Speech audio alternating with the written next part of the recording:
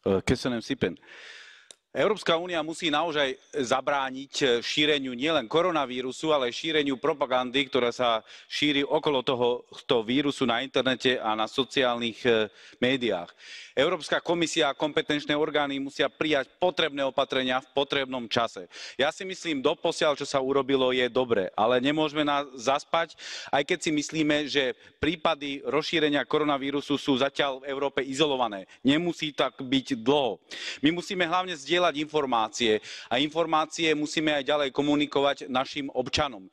Ide o to, aby naši ľudia vedeli, ako predchádzať, ako sa tento vírus šíri. Ja teraz sa chcem len pozastaviť na jednej veci a to je predchádzanie, lebo predchádzanie je vždy lepšie ako liečiť.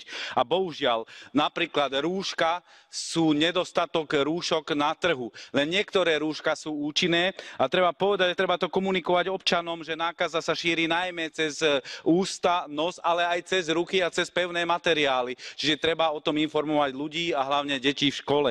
Inak, pokiaľ ide o rúška, samozrejme najúčinnejším je protokol FFP3. Takže prosím, aby aj Európska komisia v tomto vyvinula úsilie a dostalo sa tieto informácie priamo občanom. Ďakujem.